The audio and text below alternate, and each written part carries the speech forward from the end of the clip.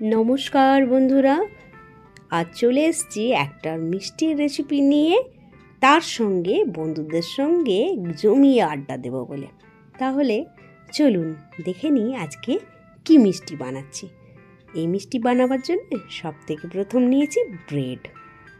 আর bread সকলেই সহজে পেয়ে যান, তাই বাড়িতে এই ধরনের একটা মিষ্টি খুব সহজেই তৈরি করে নিতে পারবেন। আর ব্রেডগুলো এখন এক সমানে কেটে নেব, অর্থাৎ ব্রেডের সাইডের অংশগুলো সমস্ত কেটে বাদ দিয়ে দেবো। এই যে বাদ দেওয়া ব্রেডের অংশগুলো, এগুলো কিন্তু ফেলবো না, এগুলোকে একবার গুঁড়ো করে একটা কন্টেনারে স্টোর করে রেখে দেবো। কেন? কারণ এই গুঁড়োগুলো দিয়ে পরে আপনি কাটলেট কিংবা ভেজিটেবল চপ বানাতে পারবেন। কি ঠিক লাগলো না টিপসটা? চলুন, গল্প করতে করতে এক স্লাইসে ব্রেডগুলো কাটা হয়ে গেছে। এখন চলুন দেখে নিই নেক্সট স্টেপে আমরা একটা প্যান নেব। আর প্যানের মধ্যে একদম কম বাটার নয়, একটু বেশি বাটার।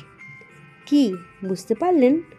বাস, এখানেই তো আসল মজা। কেন? এখন ব্রেডগুলোকে ডিপ ফ্রাইড অর্থাৎ সেঁকে নেব। আর ব্রেডগুলো যখন সেঁকবো তখন এগুলো অতি অবশ্যই গোল্ডেন ব্রাউন এবং একটু কড়াভাবে সেঁকবো। চলুন, আর ফ্লেম কিন্তু অতি অবশ্যই কম রাখবেন, নয়তো ব্রেড পুড়ে যেতে পারে। তাহলে বন্ধুদের বোঝাতে পেরেছি তো? আর একটা কথা, বন্ধুদের একটা কথা বলি, এই ধরনের মিষ্টি বাড়িতে খুব সহজেই তৈরি করতে পারবেন, আর খেতে খুব দুর্দান্ত টেস্টি হয়। আমার ছেলের তো সবথেকে পছন্দের রেসিপি। নেক্সটে গল্প করতে করতে এক এক করে আমার সমস্ত ব্রেডগুলো সেঁকা হয়ে গেছে। দেখতে পাচ্ছেন, যেমন সেম প্রসেসেই আপনারাও বাড়িতে একবার ট্রাই করবেন। এখন চলুন নেক্সট স্টেপের জন্যে আমি 1/2 লিটার মতন দুধ নিয়েছি। ও আরেকটা কথা বলা হয়নি, আমি কিন্তু এই ব্রেড সেঁকতে দুধটা গরম করে নিয়েছিলাম। এখন আমি একটা প্যানের মধ্যে এই 1/2 লিটার মতন দুধ আর তার সঙ্গে 1 কাপ মতন গুঁড়ো পাউডার দুধ অর্থাৎ মিল্ক পাউডার মিশিয়ে এটাকে ওভেনে যখন বসিয়েছি আর কন্টিনিউয়াসলি চালিয়েছি। এই সময় কিন্তু নাড়ানো থামানো যাবে না। কেন? যদি আপনি না নাড়াবেন তাহলে এটা নিচে লেগে যাবে কিংবা পুড়ে যাওয়ার ভয় থাকে। তাহলে গল্প করতে করতে কী তৈরি করছি না, রাবড়ি। এটাই তো মেন চমক। আর এর মধ্যে পরিমাণ মতন মিষ্টি কম বা বেশি দিতে পারেন। আমি এর মধ্যে 3 চামচ মতন চিনি আর 1 চুটকি কেশর অ্যাড করেছি। ব্যাস, গল্প করতে করতে রাবড়ি রেডি হয়ে গেছে। এখন গার্নিশিং করব, আর তার জন্য একটা প্লেটের মধ্যে ব্রেডের স্লাইসগুলো সাজিয়ে নিলাম রো ওয়াইজ, আর তার উপরে রাবড়ির লেয়ার। এরপর নেক্সট আবার সেম প্রসেসে একটা করে ব্রেডের স্লাইস আবার একই সেম রোয়েতে সাজাবো, আর তার উপরে আবার সেম প্রসেসে রাবড়ির লেয়ার তৈরি করব।